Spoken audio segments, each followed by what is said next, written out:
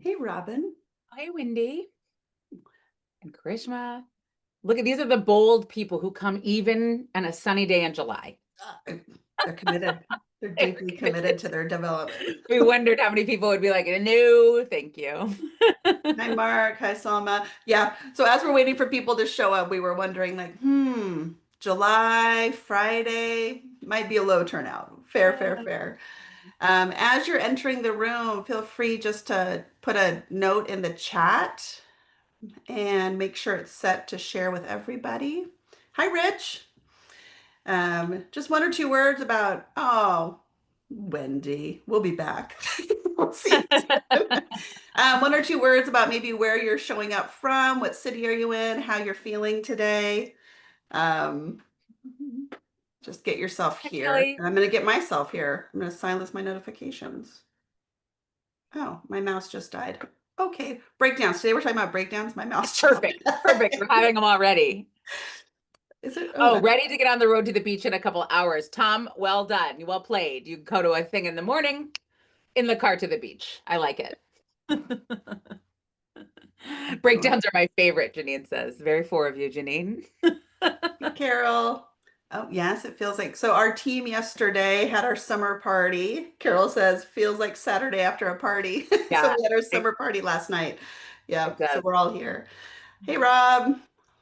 Excellent. So as everyone's getting in, Sam, do you want to just go ahead and we'll clip the next couple slides of just sort of what this is all about. If there's any new people in the webinar today, please let yourself be seen and just say first time. That'd be good for us to know. So as a reminder to everybody, and this is part of our, sort of 5 elements of collaboration series, and one of the elements is the compelling purpose. So we always want to presence, why do we do these webinars? So we dreamed up this idea of a simple way once a month for leaders to get themselves oriented to something to focus on. So we want it to be an experience of being anchored, connected, focused, and inspired. So our goal is to create 30 minutes of simplicity for you, and also have you walk away with something that's very relevant for you to use back in life. So that's our hopes for these sessions. And then as far as how you can participate, we really love it when people are in the chat.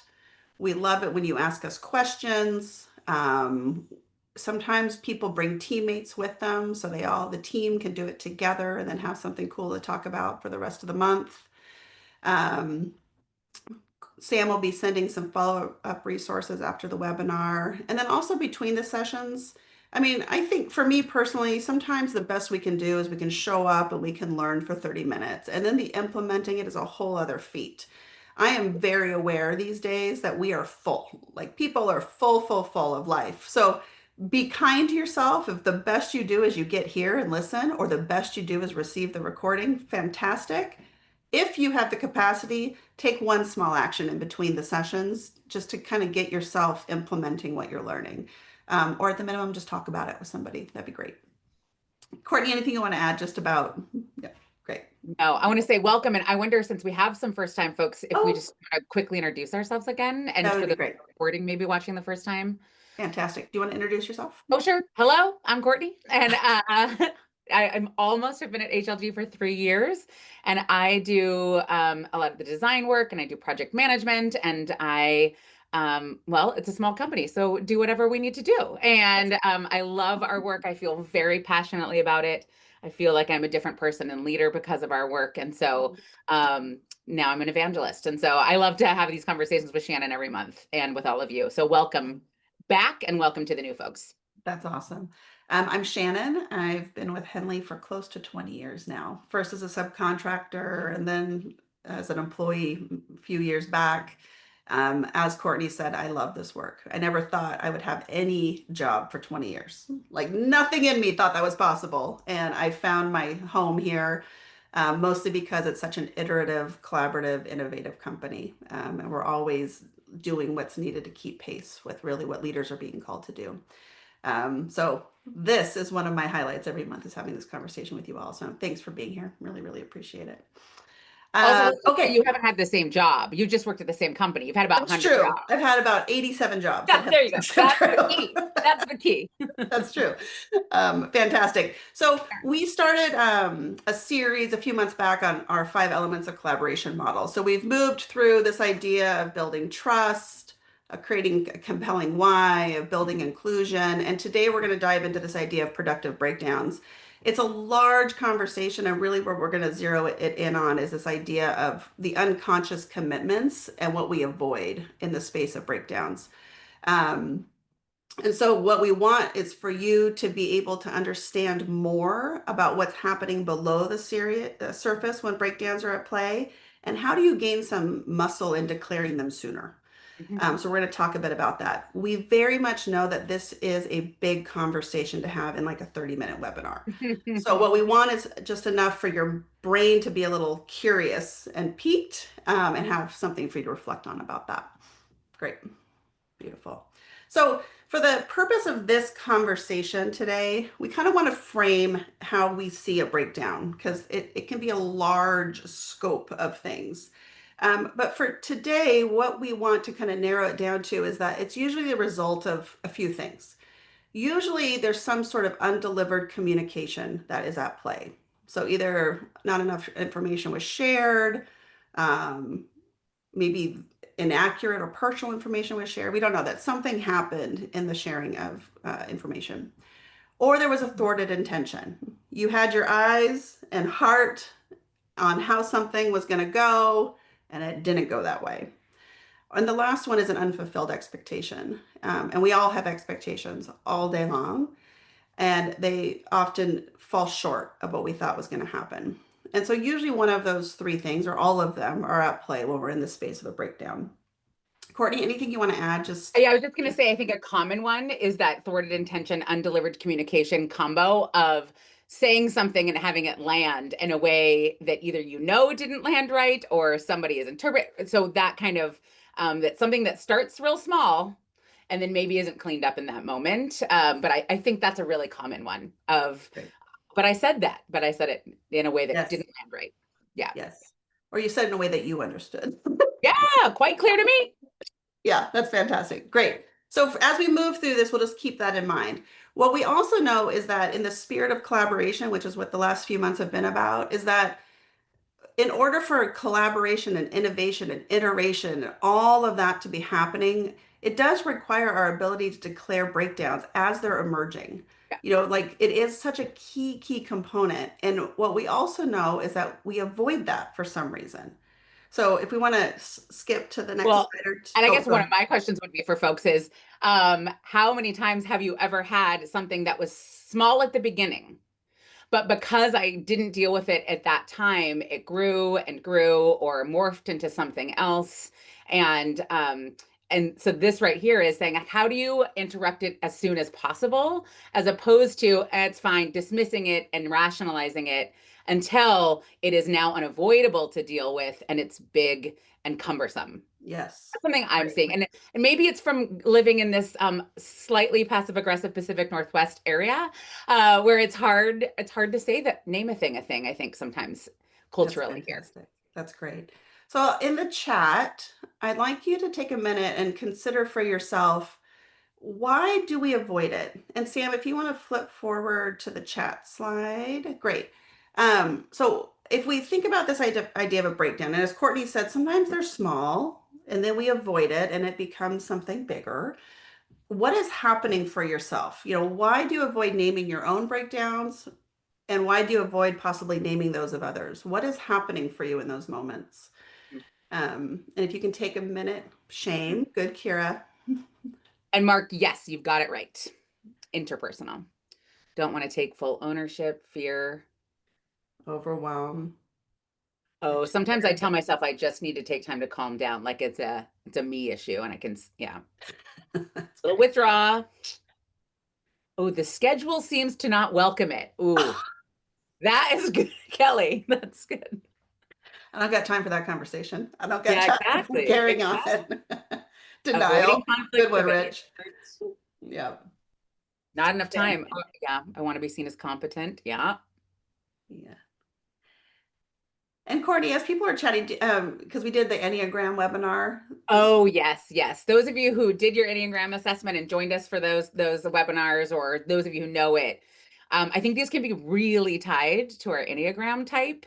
Just the few of you I know in the chat, and I know your type, they're pretty connected, was Yeah. what I would say.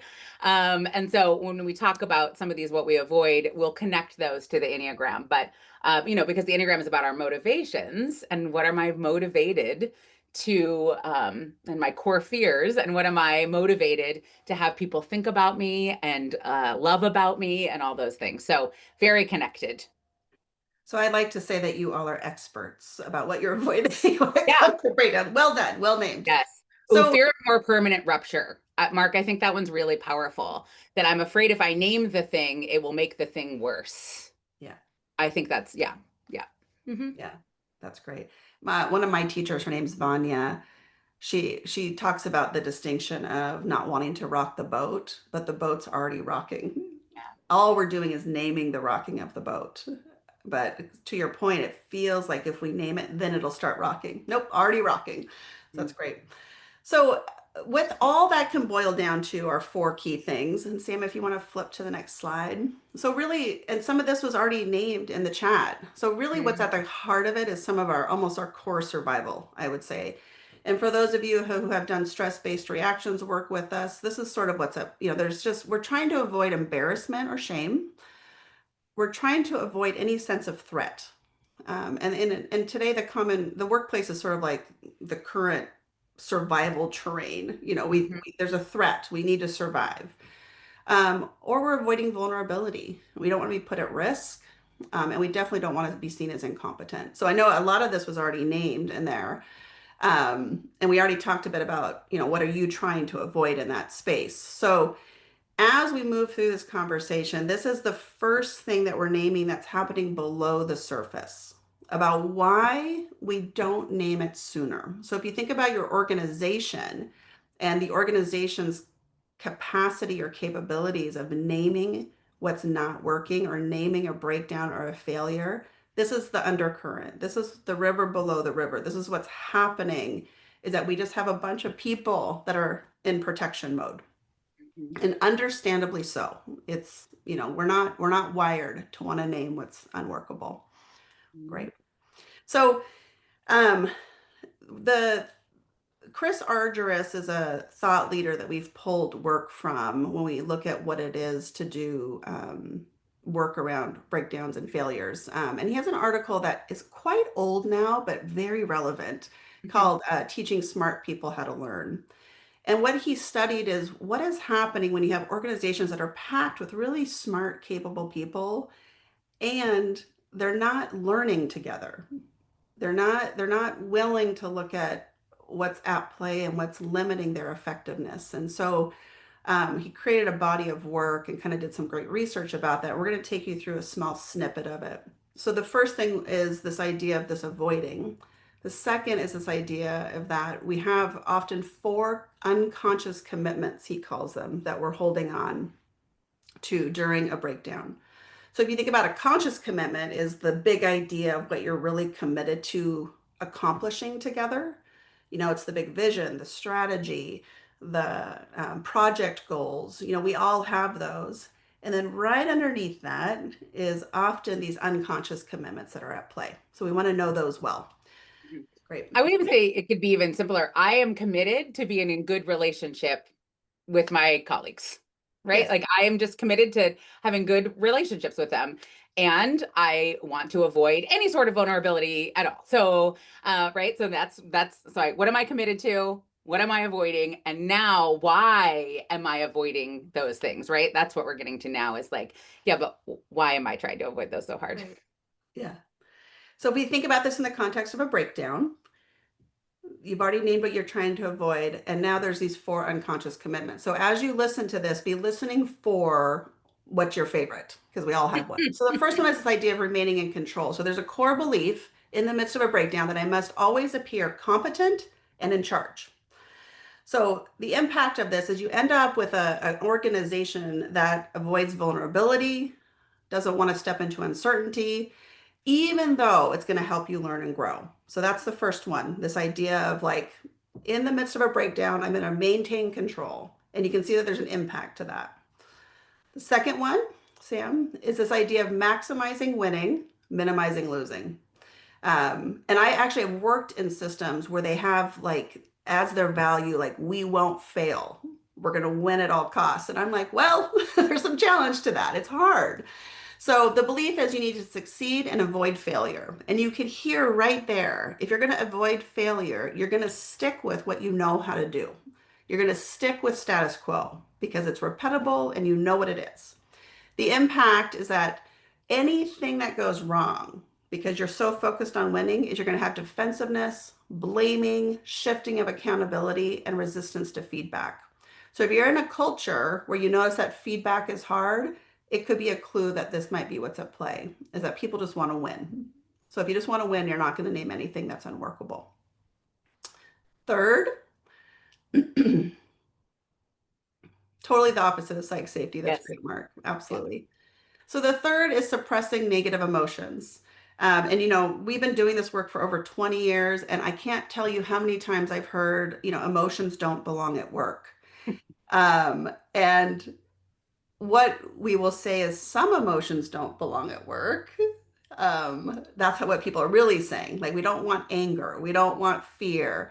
We also will assert that sometimes anger is acceptable given the level of your organization, or emotional reactions are acceptable given the positional power you have, but it's not permitted throughout the whole thing. So there's an unconscious commitment called suppress it.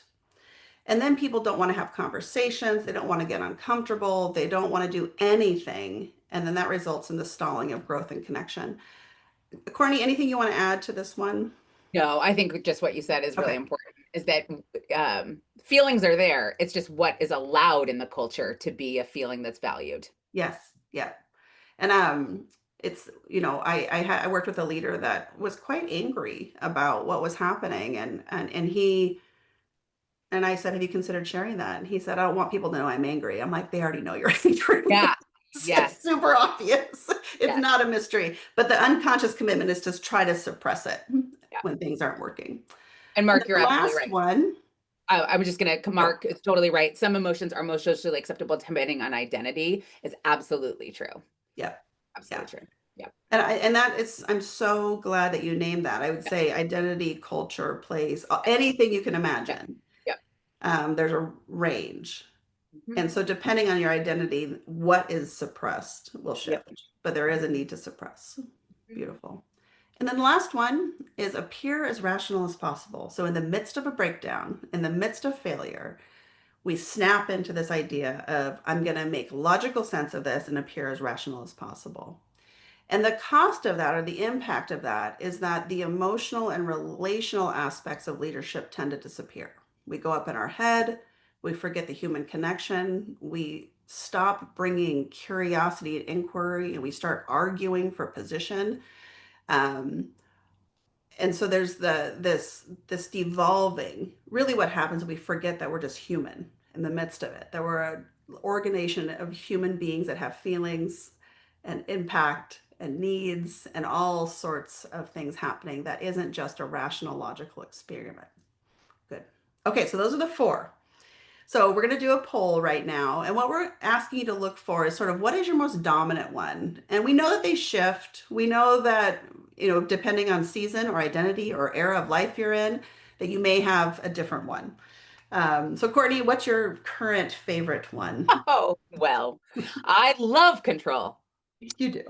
Yeah, and back to the Enneagram, if I have any fellow eights, this is our jam. But so, and one of the things I've been thinking about, our HLG book group yesterday was reading Emergent Strategies by Adrienne Marie Brown, and she talks about what we pay attention to is what grows.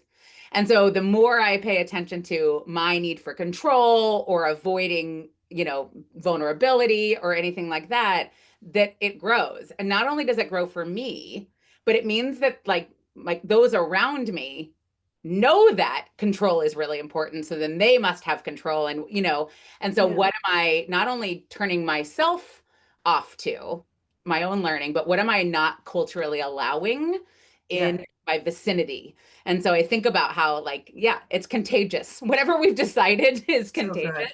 It's And I true. think about that a lot. And yeah, I just love control.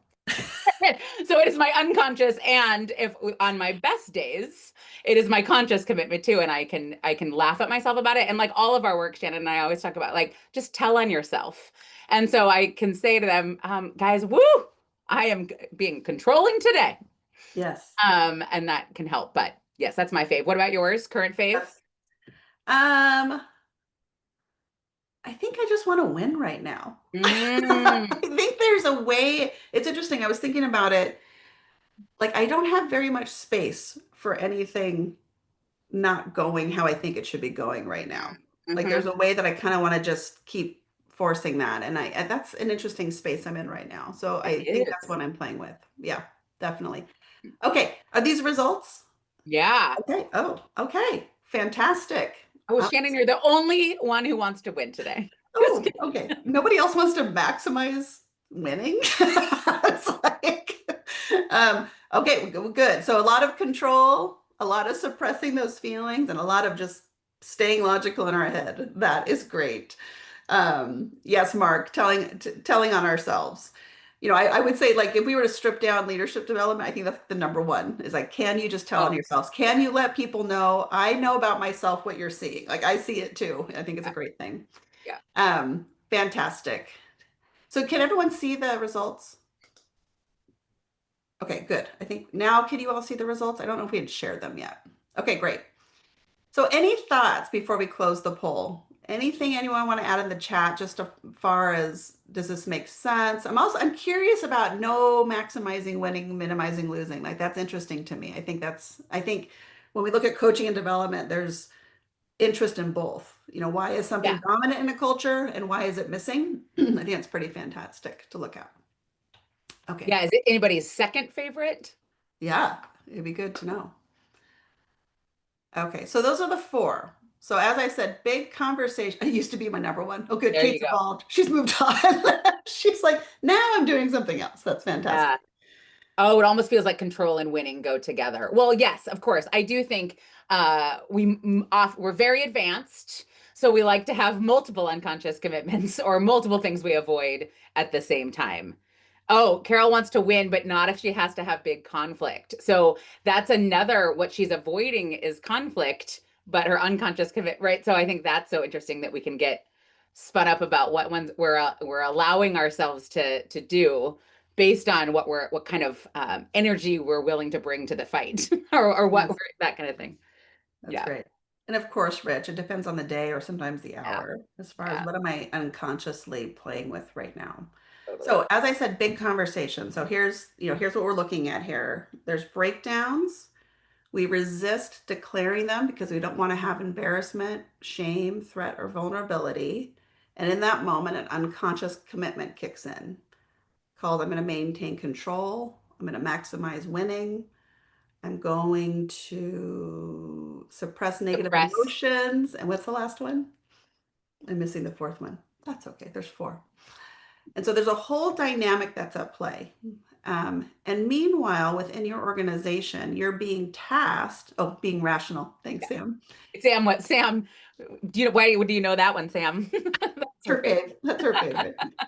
Um, As um, you can tell, it's not ours because we couldn't even remember it. So no, I that's lost. good to note. So in an organization, what we want to notice is that every day you're being tasked with solving these problems that are existing within these frameworks, that are within existing frameworks in your system. And meanwhile, there's a whole undercurrent of all of that going on with your people, Mhm. but it's below the surface.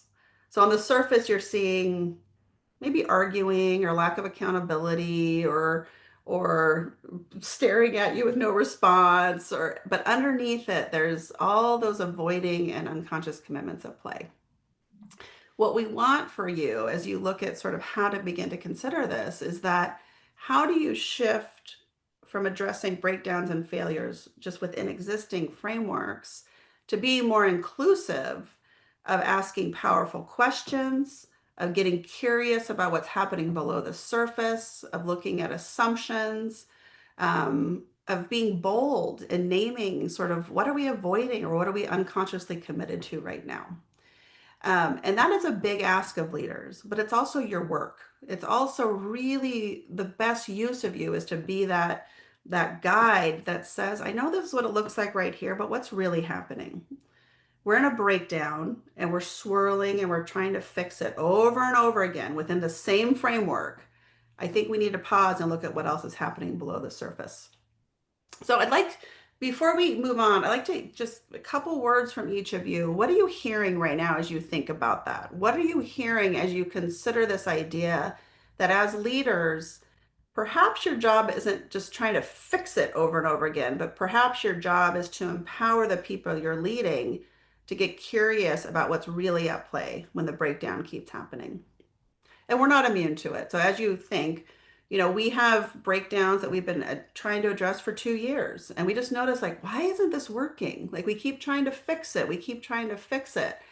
And the work is for us to slow down and say, are we working the right problem? What's really going on here? What are the assumptions we've made? Yes, Kiara, common in Oh, family yes. dynamics. It's true. I mean, I think a lot of organizational development is really just based off of family systems work. It's all the same. Yeah. So, what else? Any other words that are coming up as you think about this idea of addressing breakdowns from looking at what's happening below the surface? Need to make time to get curious. I think Yeah. that is one of the reasons we stick within existing frameworks. We know them, we think we understand them. Clearly, we don't as well as we, but we think we understand them. It's what feels comfortable to discuss. So faster. But I guess that the other motto we have, which is like to go slow to go fast, is that. But what could we really change if we took today to figure this problem out rather than having the same conversation for 2 years, which is one of our things that we've that Shannon just mentioned. Yeah. Yeah, I do Great. think that time is such an interesting comment. Rich, I think team frustrations after years of neglect. Yeah, Amen to that one. yeah, I can't tell you how often we have people approach us to come work in their organizations and they'll describe the issues that are happening and I'll say, how long has this been at play? And they're like, oh gosh, probably like 5 years. And do you have a 2-hour workshop to fix it? They're like, there's this whole thing, but it's years of neglect. And if we go back, it's because of the suppressing the emotions. It's the not wanting to say the thing out loud. It's the wanting to appear in control. It's all of that that has been at play. right. And so instead of naming that the boat is rocking, we then just go into all these unconscious behaviors. And then we don't understand why it's not fixed after years. So beautiful. Okay, great. Next slide, please. Good. So here's another simple way to get this in your head if you think about it. So in Chris Argy's work, he has this distinction called single loop or double loop learning, which we'll send some resources about that later. So if imagine you're learning to ride a bike. So in single loop learning, if you fall off, you just sort of maybe try to pedal faster, you try to be more careful, um, you try to get better at riding the bike, but you don't do anything to question the approach. You just keep getting back on that bike and going, going, going. Sometimes it works, sometimes not. So that's a single loop. You just keep doing the same thing over and over again within the same structure. Get on the same bike, the same way, and maybe go faster, harder, better. Double loop is you actually stop and say, okay, why am I riding this bike? Is this the right bike for me? Am I on the right path? Do I have the right shoes? What's the purpose of me learning how to ride a bike? And you begin to get curious about all of that as well. And if you are able to tend to both of those, you're able to come up with a new outcome for yourself. Courtney, anything you want to add to this idea of just the double loop? Yeah, I love that you said faster, harder, better, because I think sometimes the faster, harder, better people think is the second part. Yeah. Like, oh, we know that we have to ride the bike in a new way, so let's ride it faster. Isn't a new way. it's just more. Yeah. And I It's think the right same now thing. it's just more. And I think we're hearing so much more now. If we just do it more, if we do it faster, if we're better, if we work harder, smarter. That's a lot of working smarter out there conversations.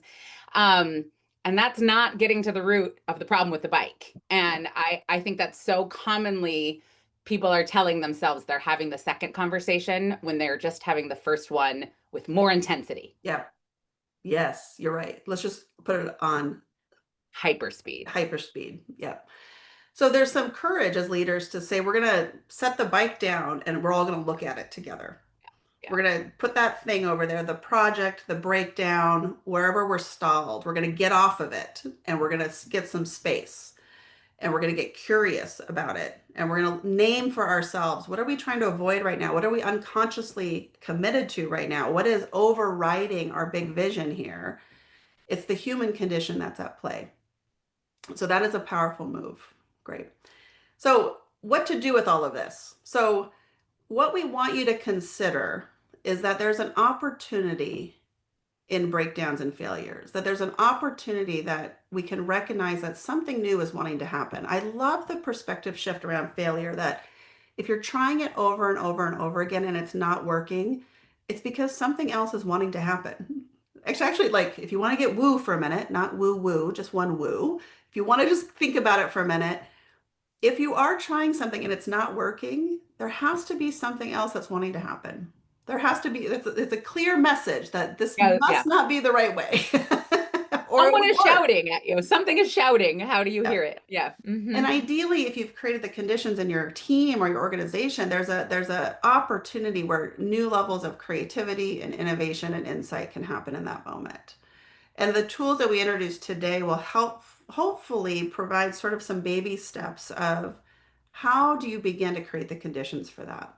Yeah. I have leaders all the time that want cultures of innovation. Right alongside that is the need to have cultures where failure is not only like allowed, but it's encouraged, and you have the structures for it, and it's in some ways expected. Hmm. Because you can't innovate without having failure in your system. They're the best of friends. So this is like what we'd like is for the next 30 days for you to consider that for yourselves is, how might I as a leader begin to get curious about what's in the underneath the surface? How do I start creating the conditions for my team where we can have these conversations sooner rather than later? And the sooner is so that you can get access to creativity and innovation and forward momentum. As Courtney said and Rich said amen to, we resisted, and 5 years later, we're still talking about the same thing. And you've 5 years because we haven't just wanted to say the thing. Okay, great. So homework, homework, homework. So we're going to send this to you in a follow up, but here's the idea. So, at Henley Leadership Group, for those who maybe haven't worked with us or are new to the webinar, we believe in inside out development. So the first part is for each of you on this call to get really, really clear about your own relationship and orientation to this work. What are you avoiding? What are you unconsciously committed to? That you do that work first, so that you know yourself well, so you can tell on yourself well. So there's four things we'd like you to consider. Yes, go, Courtney. I was just going to say, so those of you who were at our stress-based reactions call or have done our work before, that's the practice of it, right? Like our stress-based reaction is when something we're avoiding comes up, or we have one of these three declared breakdowns, or something core that is an unconscious commitment to us is something happens. And so now I'm having a reaction to that. And so the practice of being really able to identify your stress-based reactions and name them. How is it showing? How is being thrown showing up? How are your unconscious commitments showing up? And so just to that point of where is your emotional state? And again, telling on yourself is like the first practice round of these, I think. Yes, absolutely. Absolutely. We're not promising no more breakdowns. Oh, no, no. Ideally, what will happen is you'll just have more of them because there's More more and faster. freedom. Yes. Yeah. Yeah. Yeah. Like we want people that are healthy risk takers. Strategic failure is what we've heard, like just really healthy risk taking. Yeah. So four things to consider for the next 30 days is take time to recognize when you're in an upset or a breakdown. What are the judgments? what's the emotional state? As Courtney said, the stress-based reactions. What is happening there for you? Like that you actually name it. Often we'll go through life or work and we feel it all day long, but we don't stop and declare what's happening. The second is ask yourself, what is it? Is it a thwarted intention, an unfulfilled expectation, an undelivered communication? What's at play right now? The third is what am I focusing on? How might I move from like an unconscious commitment place back to that which I'm deeply committed to collaborating on? And then what is one step? So this is just some reflection homework for you. Sam's gonna send, we'll send the link to the article that we mentioned, and she'll send a little handy dandy worksheet for this after the call. Good. Woo! That was a lot. Okay, great. Drinking from a fire hose on July and Friday in July.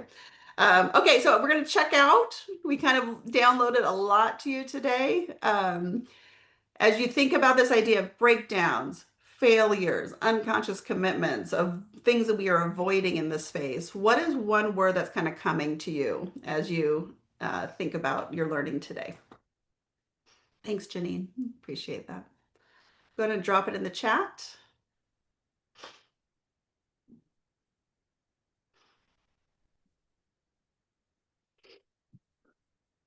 It's quiet. Pause. Pause. Like the solution to almost everything. It's true. Just I've been thinking about that a lot. Is that just pause. presence. Got pause, reflection, presence. I'm I'm I'm present to our own organization, our own team, and some of our own breakdowns that we've been swirling in. Mm. Um, and that it would serve us to slow down and run those through this model. We too are human, and we forget. We forget sometimes. You know, it's all here, and sometimes we forget to slow down and process that way. Yeah, I Breathe, was thinking about that. humility.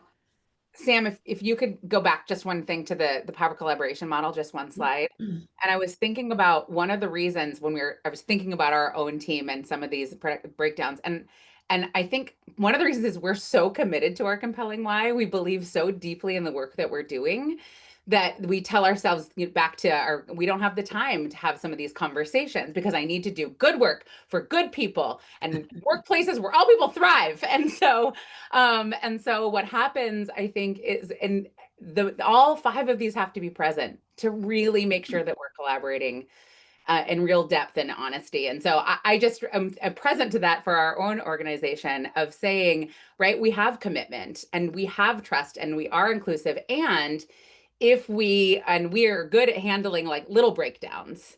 And so I think that how do we say, let's use that trust and that inclusivity that we really work hard to build and really get to the root of some things rather than just keep on chugging along. So thanks to somebody who mentioned the time to have these conversations, because I was like, well, yeah, I'd never even thought about that. That's really probably the root of so much of what it is, because I feel like we have the other elements, we can do it, but we're committed Yeah, to the cause.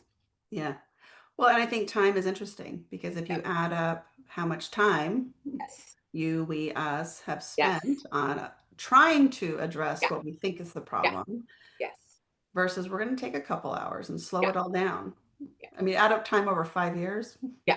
That's It's what a I'm. Yeah. lot of time. It's a lot of It's time. it's a false understanding of time. It's very short-sighted definition of time, I Yeah. guess is what I'm Yeah. saying. No, Yeah. it's great. Yeah. Good. The hygiene of collaboration. I love that. It's a healthy practice. Yeah. Yeah. Yeah. Beautiful. A lot of breathing, a lot of pausing, honesty, humility. Very true. Telling on ourselves is humility, right? To say, Yeah. yeah. Beautiful. Thank you all. It was a big topic for a summer conversation. I really, really wish you all the best over the next month. Our next webinar is on August 1st. I will not be there. Courtney will be leading. Maybe she'll have someone new with her. We'll I'll see. recruit some friends and Yeah. we're going to do voicing that's Um, good, which is a I'll fun actually August. be out on a extended vacation, so I'll see you all in September, ready to go. I'm taking a big pause, a big reset in August. So thank you all for showing up. Thanks for just being willing to absorb everything that came at you today. Feel free to reach out if you have any questions at all. Sam, Courtney, and I are all here. Um, And we adore you. Thanks for being Yeah. with us today. Thank you. Happy Thank you. Friday. That's a wrap. Have a good one.